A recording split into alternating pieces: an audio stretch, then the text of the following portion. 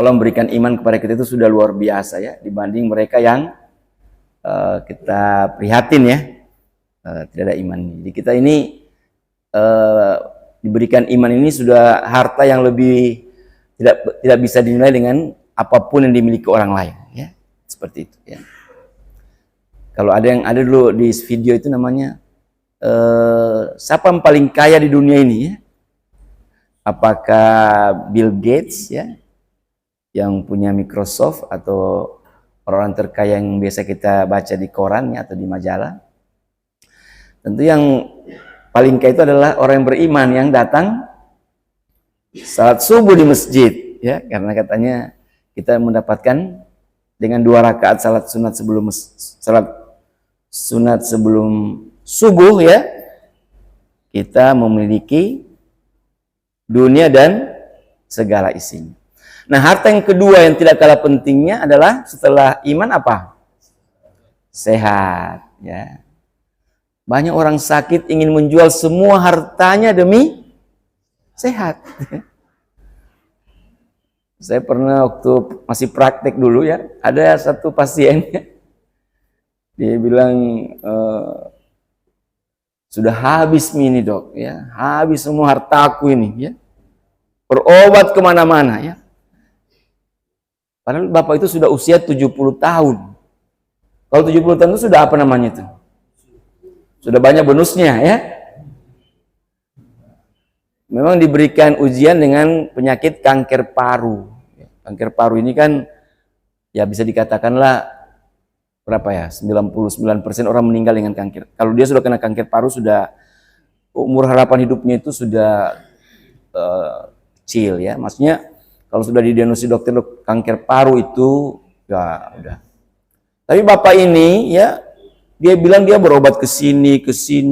Terakhir itu dia bilang dengan harta yang tersisa itu, dia bilang setiap dia terapi itu 20 juta. Setiap dia terapi ya. Dan dia mulai mengeluh, sudah apa orang ini?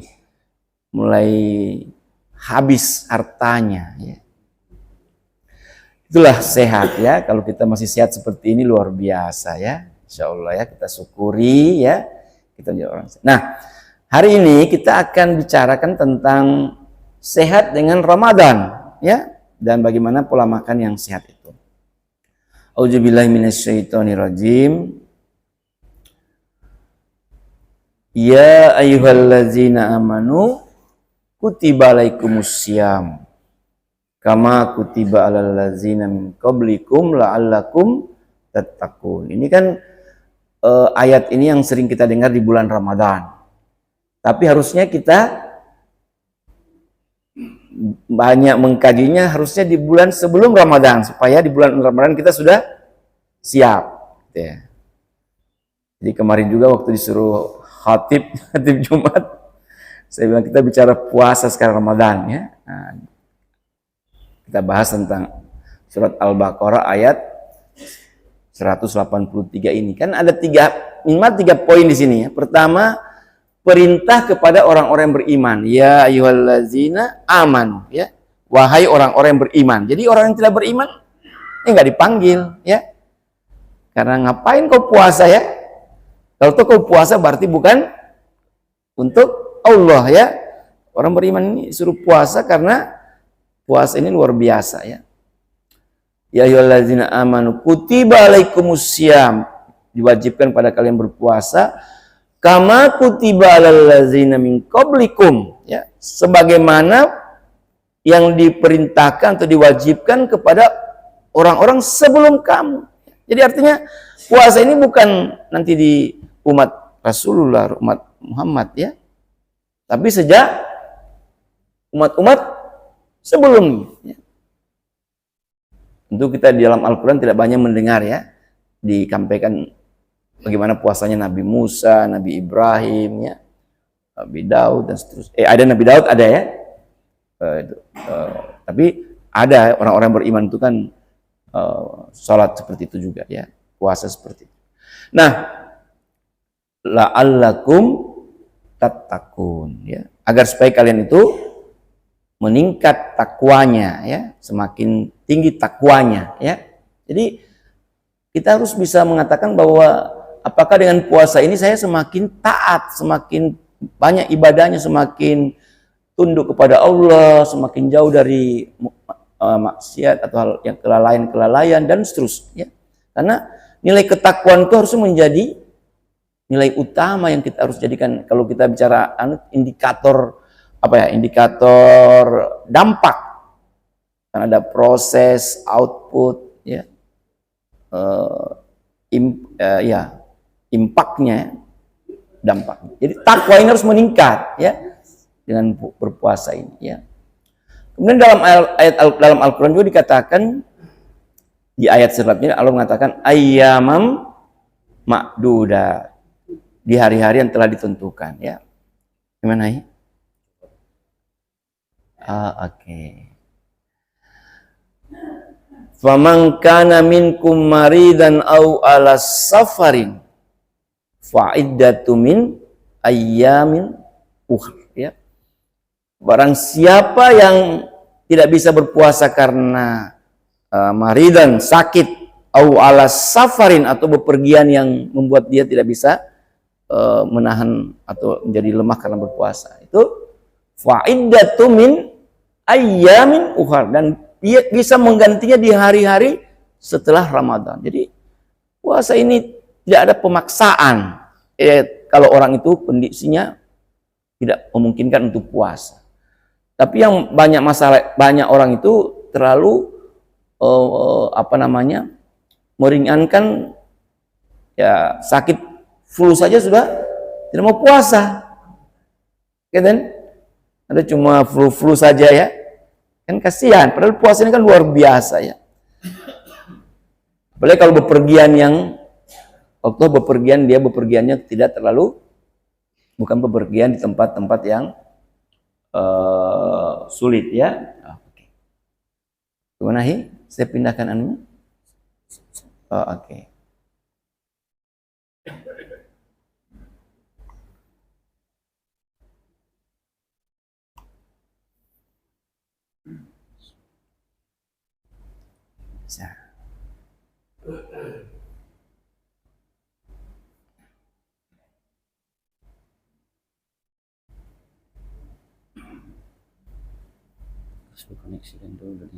Oke.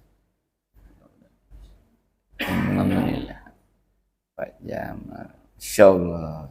Nah, ini kalau orang yang ngerti seperti ini, ya. Kalau saya nggak ngerti memang, ya. Makasih Jamal. Ya, ya. Jadi faman kana minkum maridan aw ala safarin fa iddatu min ayyamin ukhra. Bila sakit atau bepergian dibolehkan mengganti pada hari-hari yang lain, ya. Wa 'alal ladzina yutikunahu fidyatun ta'amu miskin, ya. Bagi yang lemah karena sakit, ya, atau penyakit ketuaan, ya, yang tidak bisa lagi dia mengganti dengan di hari lain, dia bisa memberi makan orang miskin, ya. Fidyatun ta'amu miskin. Waman tatawwa khairan, ya, barang siapa yang mau lebih dari itu, bahwa khairul lah, itu lebih baik, ya. Jadi kalau ada orang bilang, oh saya mau kasih makan 1000 orang miskin, silakan, ya. Mau lebih banyak dari itu, silakan, ya. Jadi fidyatun ta'amu miskin itu satu orang itu cuma yang paling minimal.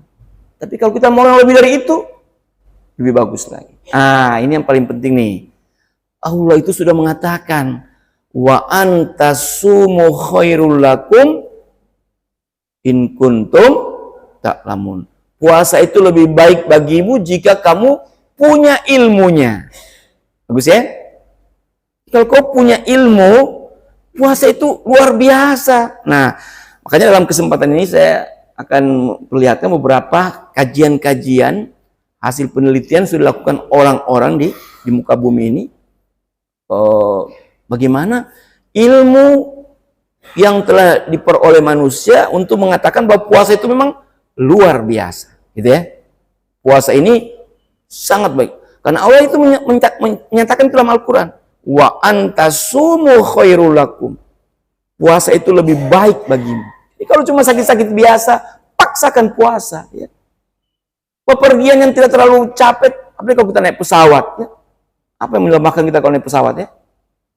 Duduk doang ya. Ya. Puasa, cuma duduk. Nah, apa saja itu? Jadi, oke, saya nggak usah ini ya. Bukti ilmiah orang berpuasa itu ya. Ini seorang ahli gizi dari Amerika ya.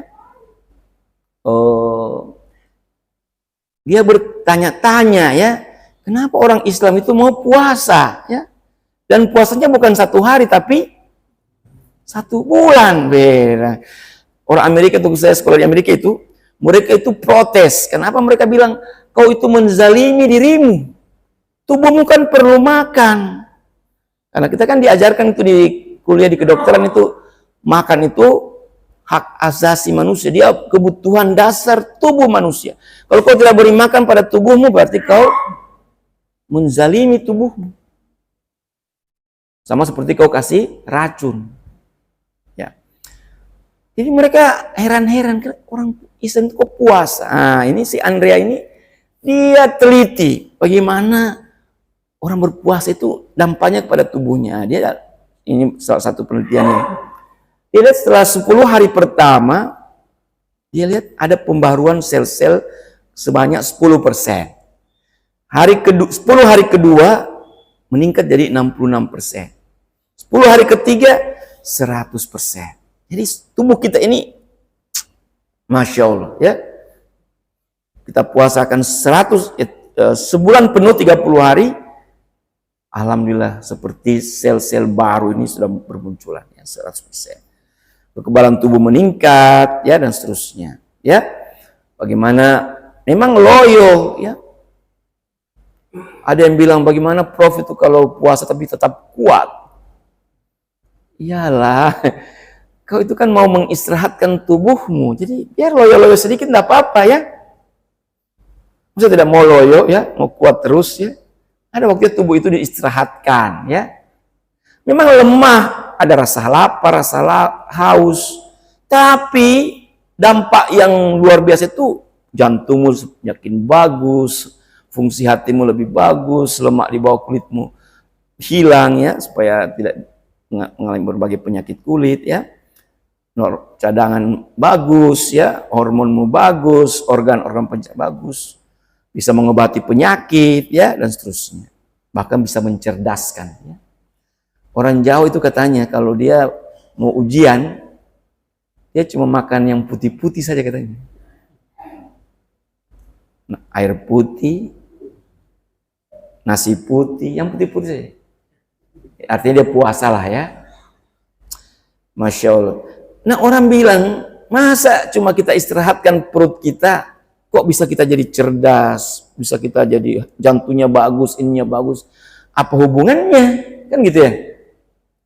Padahal yang kita istirahatkan cuma organ pencernaan saja.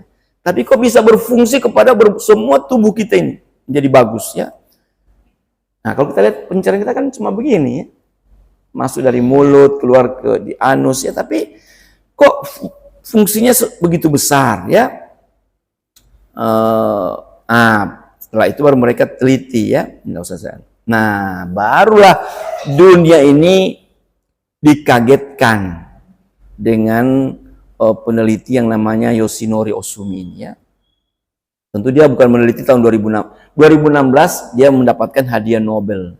Tentu hadiah Nobel ini hanya bagi mereka-mereka yang kualitas penelitiannya itu, ini kan pemberian kepada ilmuwan-ilmuwan yang berprestasi dalam menyelesaikan masalah-masalah yang dihadapi oleh umat manusia.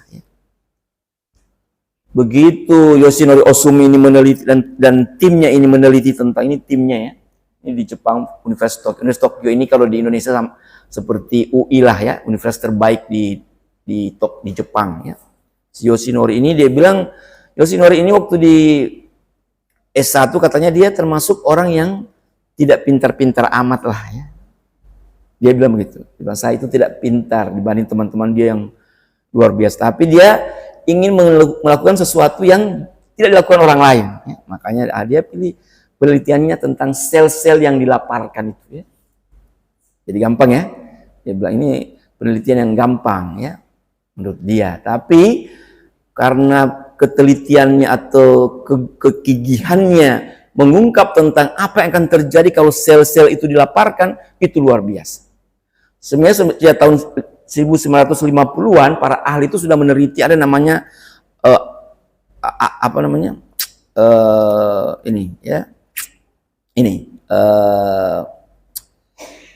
Vakuol itu bahas ini di binat bukan di binatang, di tanaman ya. Itu vakuol namanya, tapi kalau kita namanya lisosom ya, lisosom ini namanya lisosom sel ya. Lisosom itu ada dalam sel kita ya, tubuh kita ini. Kalau kita ada triliunan sel, berarti setiap sel ini punya lisosom. Lisosom ini adalah zat atau bagian daripada sel itu yang mengeluarkan racun-racun dari sel itu. Jadi kalau kan metabolisme tubuh kita ini kan dalam sel ya. Nah, sel ini akan mengeluarkan racun-racun hasil pembakaran atau hasil mekanisme daripada pembakaran atau membuat kita bisa mendapatkan energi itu oleh lisosom. Nah, sudah ada penelitian sebelumnya sebenarnya lisosom ini ada namanya autopagi. Autopagi itu auto artinya sendiri, pagi menelan ya. Jadi dia sel itu seperti menelan dirinya sendiri ya. Namanya proses autopagi. Mengapa banyak penderita kanker ya? Karena proses autopagi ini tidak berjalan dengan baik ya. Artinya sudah ada penelitian seperti itu. Tapi belum ada yang meneliti tentang sel-sel yang dilaparkan itu. Nah, si Yoshinori Ohsumi ini dengan timnya itu memulai penelitian, terus mengkaji dan akhirnya tahun 2016 diberilah penghargaan. Karena dengan menemukan ini, teori ilmu kedokteran yang selama ini sangat sulit untuk mengobati pasien-pasien yang penyakit-penyakit berat itu jadi mudah ya. Dilaparkan saja. Bagus ya? Kan orang banyak penyakitnya, Pak. Nggak usah suruh makan dulu. Belum berarti nanti meninggal gara-gara lapar nanti ya, tidak. Ya tentu ada batasnya ya. Minimal disuruh puasa yang paling bagus apa? Oleh Rasulullah mengatakan apa? Setelah puasa Ramadan, puasa sunat maksudnya. Setelah puasa Senin Kamis. Ada puasa Nabi Daud. Sehari puasa, sehari tidak. Suruh puasa saja. Pasti. Nah, itu mulai banyak penelitian-penelitian. Ini sekarang mereka sebut dengan apa itu? Kalau kita baca ada sekarang malah dijual ada apa namanya? Programnya ya, intermittent fasting ya. Jadi orang puasa dalam sehari itu berapa jam itu diatur dan itu memberikan dampak yang luar biasa kepada pasien tersebut. Nah, jadi kalau kita melaparkan sel-sel kita dimanapun sel itu berada, tidak ada pasukan makanan ya, dalam 8 sampai 16 jam ini menurut si Yoshinori Ohsumi dari hasil penelitiannya ya, itu akan keluar zat autopagosom ini yang banyaknya berlimpah, yang jumlahnya berlimpah dibanding yang biasa-biasa saja. Jadi kalau kita tidur kan bisa tidak makan beberapa jam, itu keluar juga, tapi sedikit. Tapi kalau kita puasa yang tadinya jam 4 subuh sampai jam 6 sore baru kita berbuka, itu luar biasa. Autopagosom ini akan keluar, dan oleh autopagosom ini disebut dengan sapu raksasa. Kan dia akan membersihkan seluruh racun dalam tubuh kita ini. Yang di otak, di jantung, seluruh ya. Jadi biar kita berpuasa, kita kan dulu berpikir puasa itu hanya untuk mempengaruhi proses pembersihan usus kita saja. Cleansing ya. Iya, tidak seperti itu. Lebih dari itu. Jauh lebih baik. Ya. Seperti tubuh kita ini lagi dibersihkan oleh sapu raksasa itu. Jadi kalau agak bunyi-bunyi perutnya, Pak, syukurin itu. Ucapkan dalam hati, tubuhku lagi dibersihkan. Gitu ya. Ucapkan dalam hati bahwa tubuhku lagi dibersihkan. Saya lagi dijauhkan dari penyakit-penyakit yang membahayakan tubuh. Saya lagi dijauhkan dari hal-hal yang meracuni tubuh saya. Racun saya lagi dikeluarkan semuanya nih. Yang ada di otak, di jantung, di hati, semua keluar nih. Ya. Niatkan itu, jangan mengeluh. Wih, lapar kak. Jangan. Syukuri itu rasa laparmu.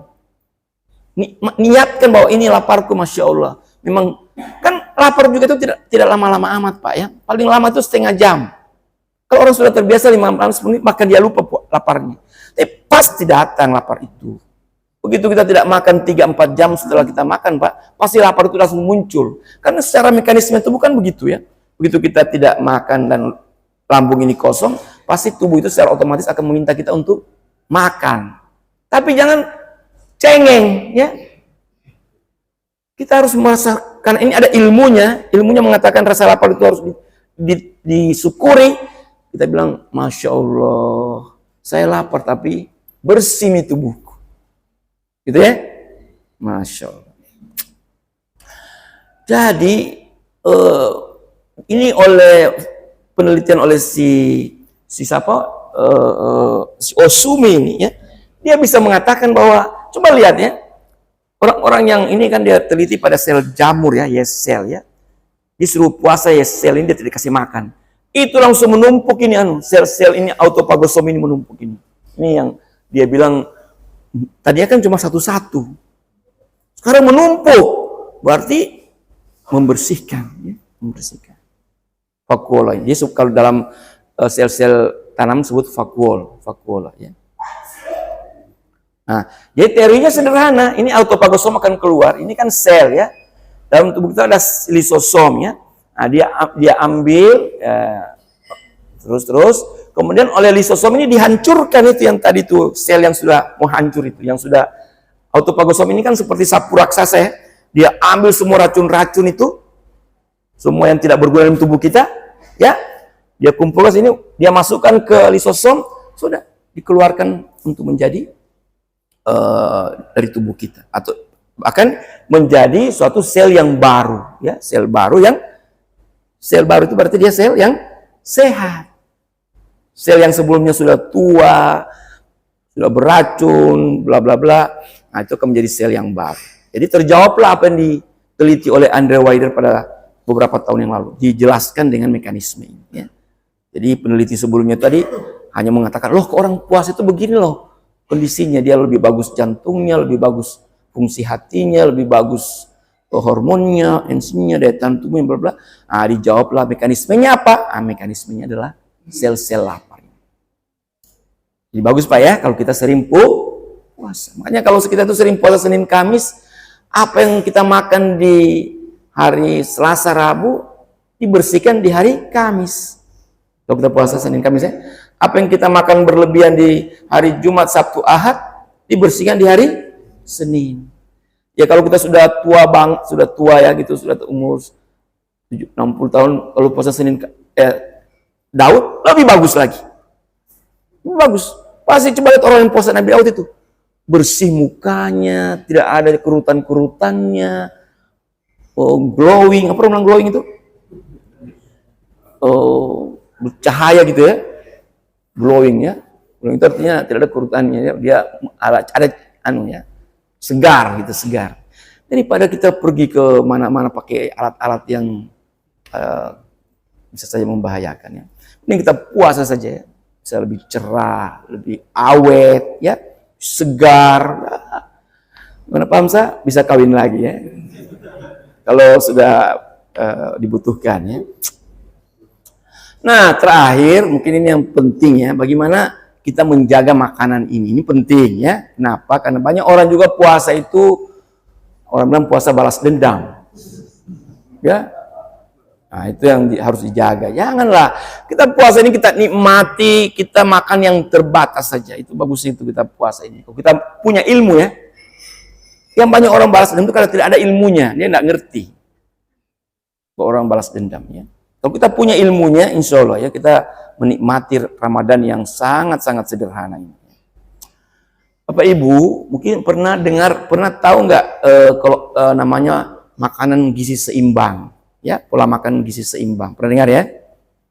Makan itu dibagi 3 dalam satu makanan, dalam satu piring. Makanan pokok itu nasi, sepertiga saja nasi itu. Ada orang nasinya 1 piring. Itu tidak benar itu ya. Oke lah, kalau anak-anak muda kita ya, anak-anak apalagi, itu oke lah ya. Mungkin karena 20 sampai 25 tahun itu tubuh kita masih bisa mengeluarkan semua racun yang masuk ya. Tapi setelah 25 tahun itu tubuh kita melemah ya. Berkurang lah. Tapi karena memang orang 25 tahun itu kan memang tumbuh terus. Jadi makanan pokok itu harusnya lebih sepertiga saja. Sayurannya sepertiga. Tapi dimaksud sayuran ini bukan yang sayuran ini bukan berarti yang berdaun-daun semuanya, tidak. Ada umbi-umbi dari umbian seperti wortel, apalagi ya, yang umbian ya. Ada yang dari kan sayur kan bagi 3. Ada sayur dari buah-buahan, sayur seperti dari buah pare, dari semangka, nangka kan buat sayur juga ya. Buah-buah yang dibuat jadi sayur ya. Itu seratnya bagus ya. Tentu yang pertama dari umbi-umbian ya, seperti tadi ya, carrot, wortel, kentang juga masuk kalau dibikin sayur ya. Kentang, ubi jalar, ubi kayu yang dibikin sayur juga ya. Itu masuk itu ya. Nah, tapi jadi dia sayur itu artinya dari umbi-umbian, dari sayur buah yang dibikin sayur ya, dan dari daun-daunan. Jadi harus digabung. Jangan kita bayangkan sayur itu selalu daun. Itu tidak benar. Tentu ketimun juga sayur. Apalagi sayur yang banyak dimakan orang ya. Daun kelor yang jelas ya. Mana? Ya non daun yang bukan dari daun tapi dari terang. Oke. Seperti itu sepertiga. Kenapa sepertiga itu? Ya, kan itu kita bisa mendapatkan dari berbagai, kan banyak juga kacang-kacangan jadi sayur ya. Misalnya kacang merah, kacang hijau. Ya kalau kacang hijau dicampur dengan kelor ya, jadi sayur ya. Kacang-kacangan lah ya. Itu supaya variatif. Karena kalau nasi yang jadi banyak, nasi ini kan cuma karbohidrat dan proteinnya sedikit. Kemudian nasi putih, kecuali kalau nasi merah ya. Tapi kalau kita cuma nasi putih saja ini tidak bagus. Jadi sayuran ini harus diperbanyak, tapi jumlahnya harus sama. Ada orang nasinya 1 bumbung, sayurnya 2 lembar. Jadi bisa dibayangkan itu berapa persen sayurnya. Ini harus sepertiga ya. Nah, baru lauk pauknya sederhana, 1/6 lah ya. Buah-buahannya 1/6. Itu pun kecuali kalau dimakan tersendiri ya, bisa lebih banyak, tidak apa-apa. Tapi kalau makan bersama itu cukup untuk pemanis saja dan sebagainya. Ya. Kemudian batasi gula, garam, minyak ya. Kalau kita minum kopi, Pak, bagusnya dinikmati pahitnya kopi itu. Sekarang orang minum kopi, bukan kopi saja dia minum, gulanya juga ya. Karena dia kopi gula ya. Nah, kita biasakan kopi yang pahit itu. Kalau toh ada manisnya, mungkin ambil dari madu misalnya, boleh ya. Sekarang juga harus hati-hati katanya cari gula merah yang bubuk ya. Karena itu banyak yang palsu juga itu ya. Jangan banyak garam, dibatasi. Goreng-gorengan juga banyak. Saya lihat ada orang buka puasa langsung dia makan apa itu yang digoreng itu, yang sayur-sayuran itu? Hah? Jalan kote dan apa satu yang paling banyak? Hah? Bukan yang sayur digoreng. Bakwan. Bakwan 1 piring. Padahal itu minyaknya luar biasa itu minyaknya. Kalau anak-anak muda oke lah ya. Tapi kita sudah tua-tua begini, udahlah. Kalau bisa jangan dimakan yang ada goreng-gorengan itu. Pisang goreng, ini goreng, semua gorengan. Memang goreng itu enak. Goreng itu memang enak. Tapi kalau bisa setengahnya tuh, sudah paling maksimal satu lah. Satu, udah cukup satu itu ya. Lain berminyak, udahlah satu saja. Ada orang 3, 4, 5. Masya Allah. Itu belum makan nasi tuh ya. Baru makan bakwan ya. Jadi kurangi ya. Batasi gula, garam, minyak. Dan jangan lupa air putih. Ya, ini pesan gizi seimbang yang disebut dengan piring makanku. Ini sajian sekali makan. Ya, setiap makan itu seperti itu. Ya. Jadi kalau ada yang bertanya sebentar ya. Memang dalam Al-Quran sudah dikatakan ya. Ya Bani Adam, khudzu zinatakum inda kulli masjid. Wa kulu washrabu wa la tusrifu. Innahu la yuhibbul musrifin. Ya. Makan dan minumlah kalian dan janganlah berlebih-lebihan. Ya. La tusrifu. Ya. Wa la tusrifu itu innahu la yuhibbul, sesungguhnya Allah itu tidak menyukai. La yuhibbul musrifin, orang-orang yang suka berlebih-lebihan.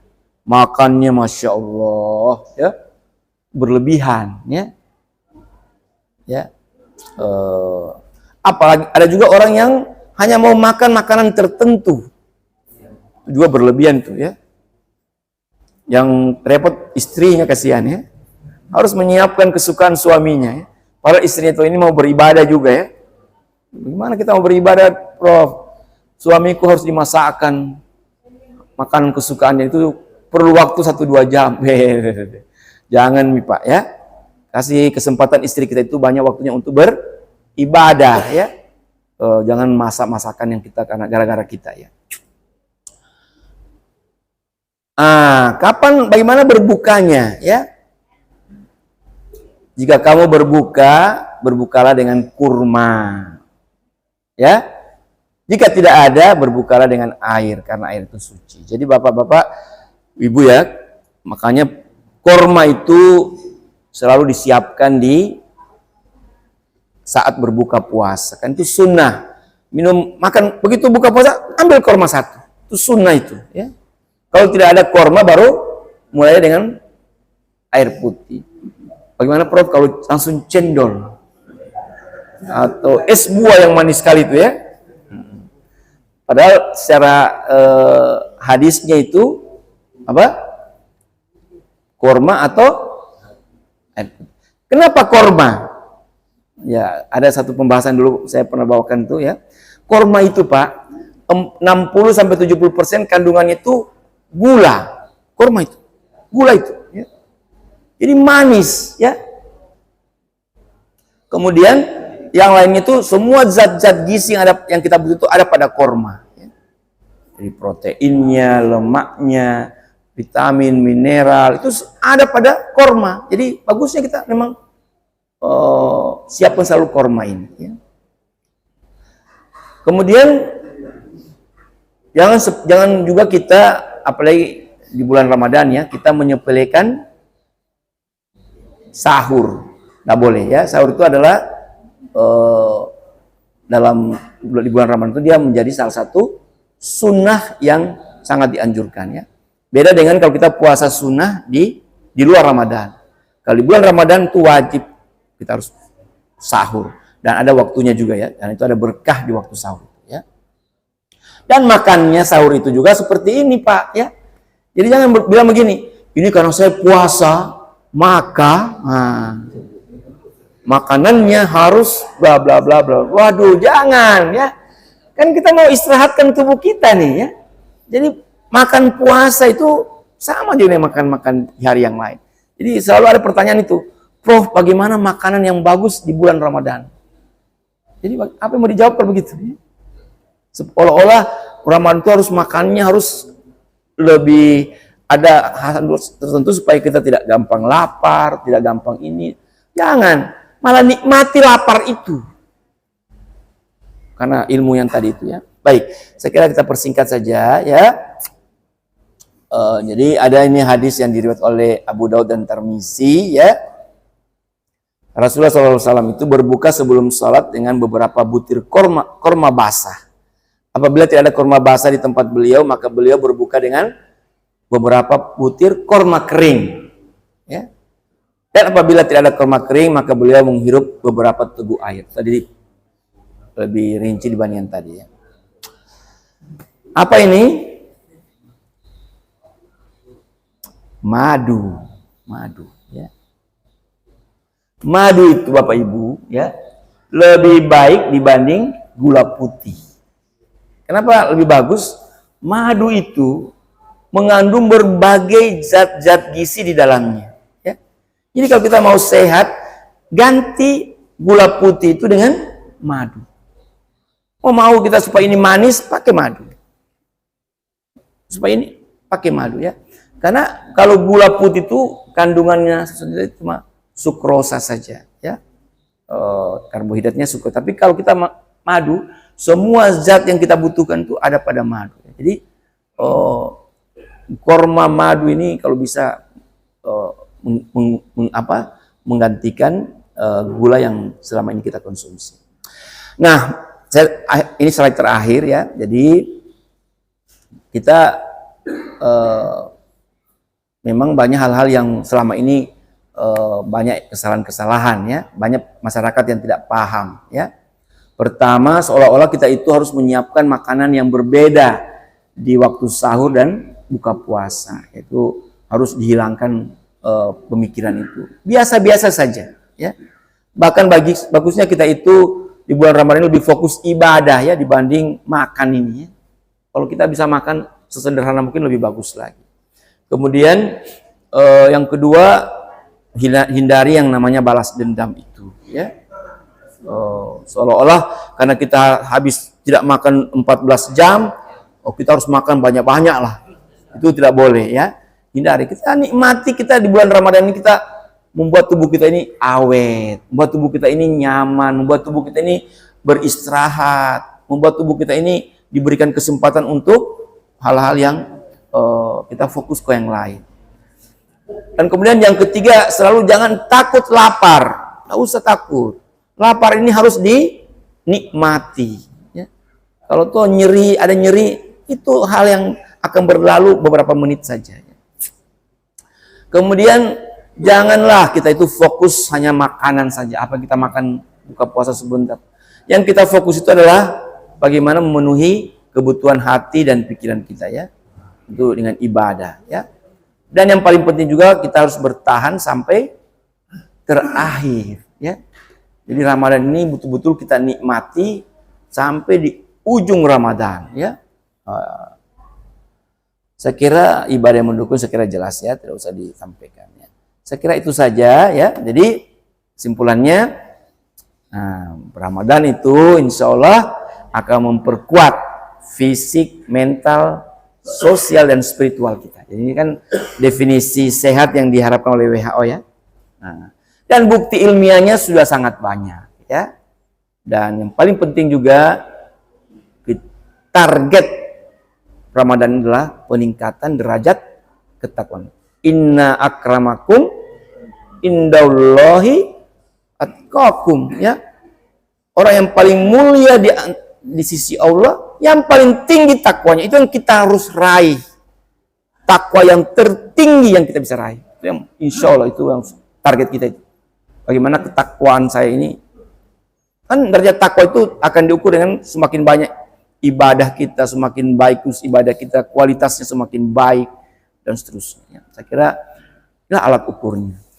Saya kira itu Bapak Ibu sekalian, mudah-mudahan memenuhi keinginan Bapak panitia pola makan ini. Tapi ingat ya, pola makan itu tidak usah terlalu dibayangkan yang muluk-muluk, tapi insya Allah ya.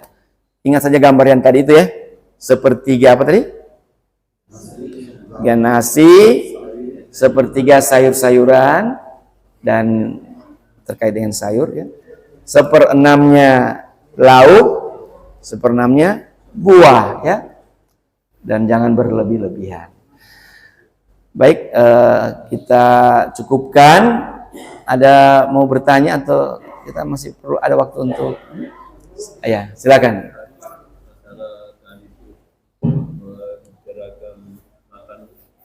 Ya. Makan dua kurma. Oh, baik. Idealnya berapa biji Pak? Masya Allah ya. Idealnya berapa? Kan memang tadi katakan beberapa. Ya, kalau kita lihat hadis itu kan beberapa. Kalau berapa pasti lebih dari satu. Nah, karena beberapa berarti kalau kita bicara Rasul itu suka yang ganjil-ganjil, nah minimal 3. Minimal. Tapi kalau kita mau cukup sampai 7 itu lebih bagus lagi. Ya. Karena ada hadis makan 7 butir itu menghilangkan atau memproteksi kita dari gangguan jin. Ya. Nah, jadi diniatkan 7. Ya. Baru yang lainnya ambil satu-satu saja kuenya. Ya, ada lagi yang lain? Ya, silakan, Pak. Cukup, Pak ya? Kalau yang biasa Bapak biasa berapa banyak? Oh, enggak tentu. Yang penting ganjil dan minimal 3 ya.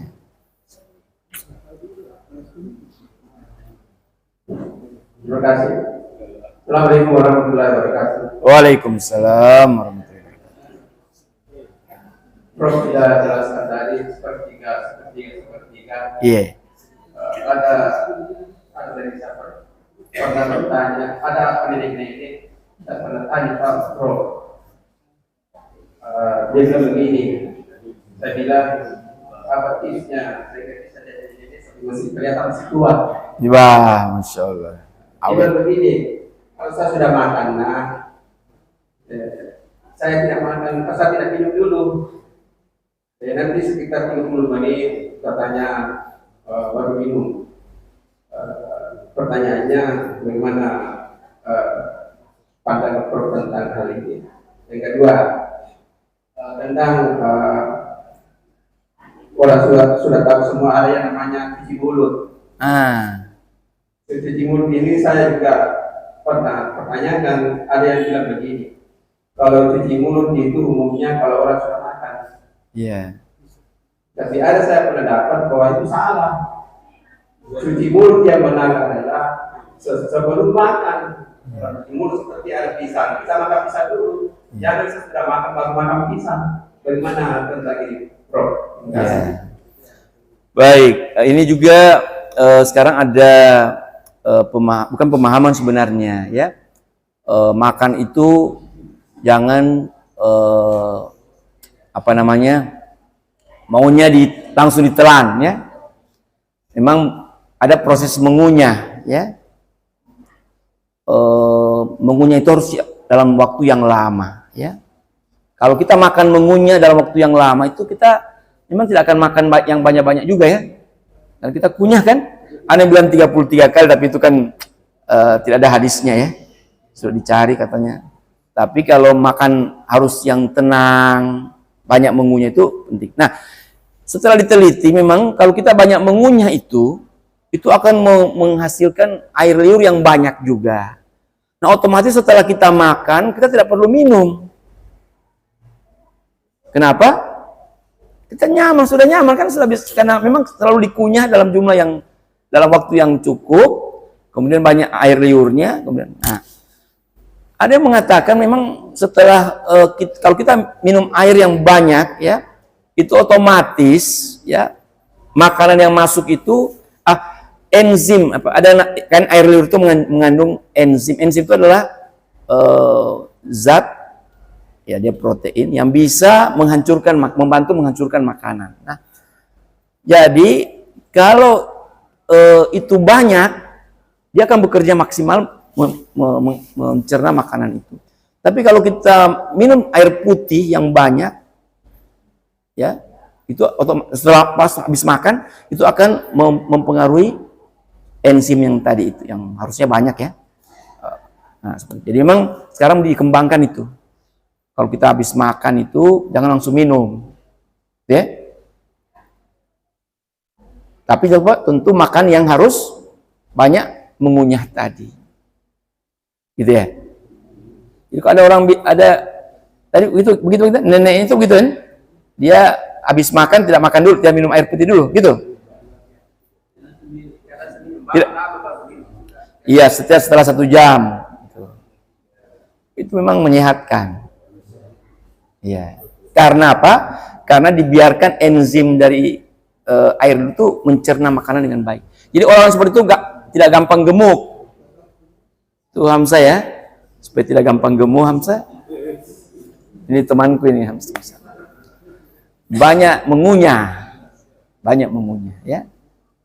Nah, sehingga enzim itu, kemudian yang begitu juga memang ada upaya bagaimana tubuh itu kan kalau kita habis makan, ini kan secara teorinya itu kan makan kita ini kan setelah kita makan kan tidak langsung masuk ke, dia ditampung di lambung, kemudian itu dicerna ya. Nah, kan kita kalau makan ini makan buah terakhir ya. Nah, ada yang mengatakan ya, kalau buahnya terakhir itu udah bercampur dengan makanan yang masuk sebelumnya, itu dia tidak terlalu bagus untuk penyerapannya. Ya. Kenapa? Karena buah itu kan umumnya manis, ya, glukosa 70% kan, dan berair ya. Jadi akan bercampur sehingga ya kalau kita makan makanan yang apalagi ikan ya, daging, itu kan pencernaannya butuh waktu yang lama ya. Nah, kalau kita makan buah akan begitu juga jadinya. Tapi kalau kita makan buah di awal makan, dia langsung diserap dengan baik, ya. Terserap dengan baik. Ya. Nah, mulai muncullah teori-teori itu karena apalagi mereka-mereka yang memang bermasalah, ya.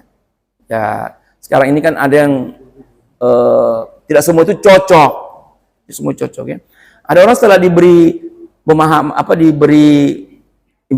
diberi aturan-aturan seperti itu, tubuhnya menjadi bagus. Ini tidak gampang gemuk lah ya, gampang buang air besarnya, gampang tidurnya, tidak cepat lemah dan sebagainya. Jadi diatur, oh kau coba begini. Ada juga mungkin tubuhnya luar biasa ya, udah dia makan seperti itu normal-normal saja ya. Nah, jadi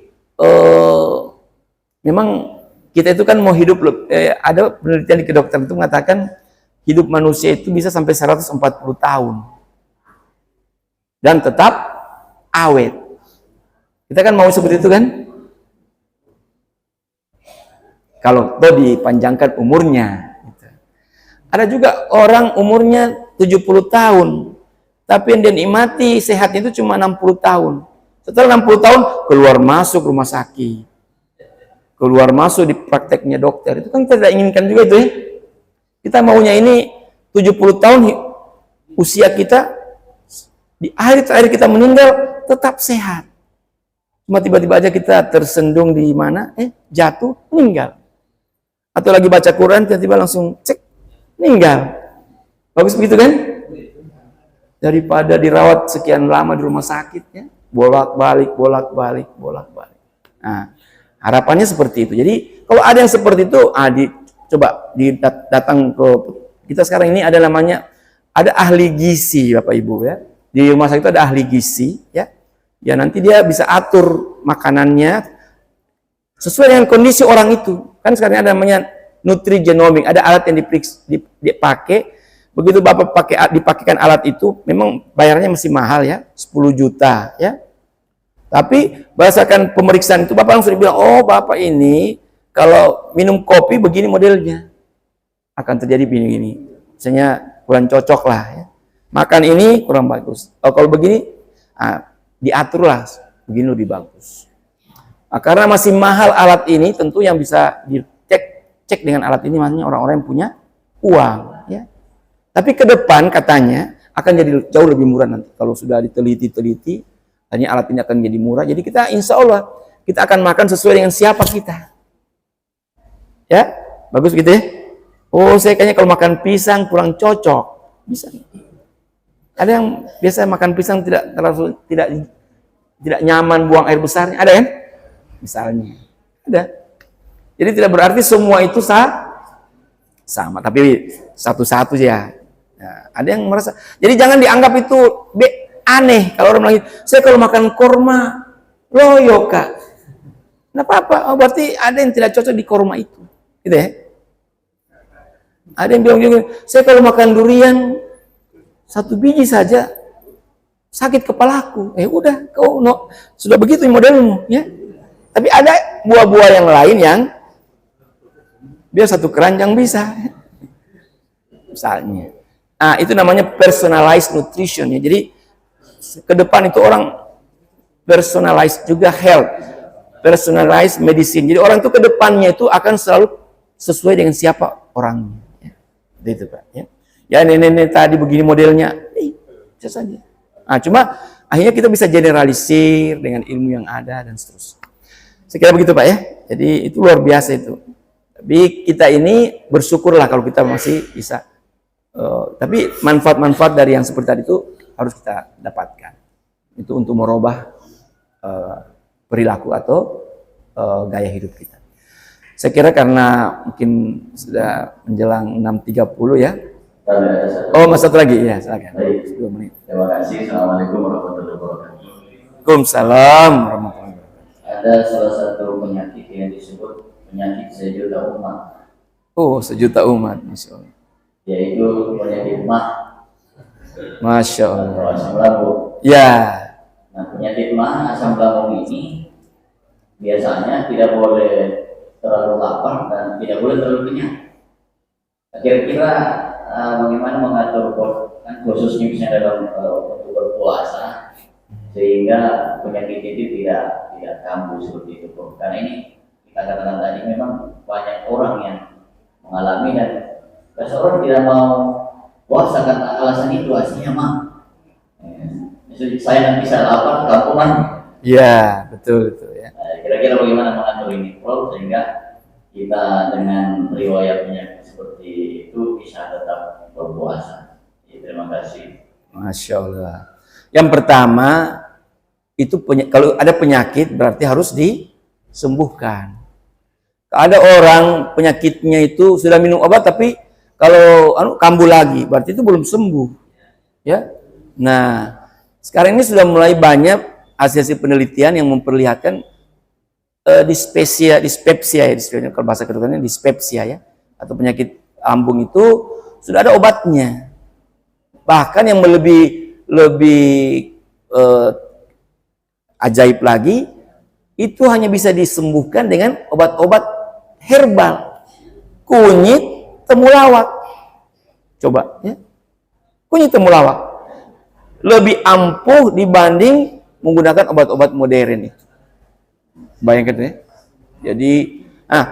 Jadi saran saya, bukan saran saya. Jadi orang penyakit mah itu harus pikirnya harus berobat. Itu pertama ya. Jadi dia, ini berarti belum sembuh nih kalau masih ada ya. Nah, jadi dia harus minum apa tadi? Kunyit dan temulawak. Nah sekarang ini sudah ada formula yang dibuat orang, dia campur kunyit, temulawak dan apa itu ya. Ada di majalah Hidayatullah kemarin saya baca ya. Nah ini obat yang mujarab ya, dan para ahli juga sudah mengatakan ini lebih mujarab dibanding obat-obat yang ditemukan oleh para ahli farmasi itu yang non alamiah itu, obat-obat kimiawi itu ya. Nah jadi itu sekarang menjelang Ramadan ya, puasa memang Sya'ban ini sudah mulai terlatih. Begitu masuk Ramadan sudah terbiasa. Ada teman saya, dia bilang begini, karena dia memang bagus imannya, bagus juga kemauannya untuk berpuasa. Dia bilang, saya itu setiap bulan Ramadan, Prof, 5 hari pertama tidak bergerak. Pokoknya dia istirahat total. Karena dia memang akan merasakan rasa sakit yang luar biasa. Karena memang dia mah. Tapi karena keyakinannya puasa ini bagus, pasti sehat dan dia yang selalu ingin berpuasa. Ya, tapi di bulan Ramadan saja, itu. Jadi saya bilang ke teman itu, dia dokter ya, Terjuniadi namanya ya, dia bilang saya selalu begitu, setiap bulan Ramadan pasti kambuh mak saya, tapi saya tetap kuat, saya lawan.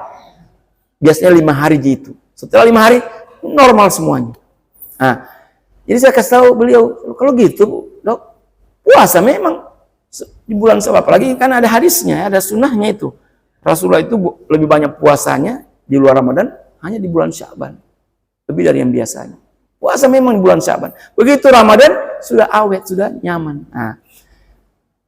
Tapi kemarin saya bertemu beliau beberapa waktu yang lalu, beliau sudah puasa Senin Kamis. Ya, sudah lebih bagus dari sebelumnya. Seperti itu. Ya. Jadi jangan menjadikan, dan memang betul itu. Kita kemana-mana itu, kalau saya ke rumah sakit, pasien yang paling banyak, saya tanya dokter, apa pasien paling banyak sini? Mah. Kasihan ya orang. Hanya kayaknya orang-orang seperti itu cuma pingin masuk rumah sakit kayaknya. Karena sudah jelas ada obatnya, bisa berobat tampaan, bisa dicegah, bisa apa. Kenapa masih mah ya? Nama ini bukan. Dan tahun 2006, 2012, seorang wanita di Australia itu diberi hadiah Nobel karena menemukan penyakit mah ini. Namanya kuman itu namanya Helicobacter pylori. Helicobacter pylori ya. Virus HP. Helicobacter pylori. Nah, itu sekarang sudah ada penyebabnya sudah jelas, tapi kalau di dokter itu biasanya pemeriksaannya agak lambat, baru obatnya 7 macam. 3 ini harus kasih obat ini. Mati kok. Kenapa tidak kunyit saja atau temulawak saja? Nah, tapi sekarang alhamdulillah banyak perusahaan farmasi sudah membuat produk obat ini. Kunyit dan temulawak. Saya kira gitu ya. Bapak-bapak Ibu kalau ada keluarga yang punya penyakit mah, minum kunyit. Gampang, Pak. Kunyit temulawak satu begini, dipotong kecil-kecil, direbus di air yang mendidih selama 15 menit, mendidih, diminum sebelum makan apa-apa. 1 hari 2 hari, sembuh. Gitu ya. Sederhananya. Sudah ada juga itu dokter siapa yang di YouTube? Sayyidul Akbar sudah kemana-mana ngomong. Kenapa masih ada juga punya pasien masyarakat yang masih sakit? Coba. Ya karena tidak yakin aja. Ada penyembuhan yang alami, ada ini yang paling, dan itu sudah diakui para dokter. Mudah ini. Tapi kalau dia pakai obat-obat yang dari kedokteran, macam-macam harus dikasih kepada pasien itu. Ya. Nah, jadi kita seperti itu, jangan merasa dilawan penyakitnya dan usah dikatakan saya sembuh, harus mengatakan saya sembuh, saya tidak penyakit itu lagi. Kalau kambuh, bisa saja itu karena kelemahan-kelemahan yang ada di setiap orang, tapi bisa segera minum kembali obat-obat itu. Dan sekarang sudah ada formulanya dalam bentuk kapsul, ya. Kalau sana ada kapsul, ada juga yang sirup, ya, dari temulawak dan kunyit tadi. Saya kira, mohon maaf karena terlalu lama ya, mengganggu waktunya Bapak Ibu semuanya. Kita cukupkan ya dengan mari kita membaca doa kafaratul majelis. Subhanakallahumma bihamdik, asyhadu an la ilaha illa anta, astaghfiruka wa atubu ilaik. Assalamualaikum warahmatullahi wabarakatuh.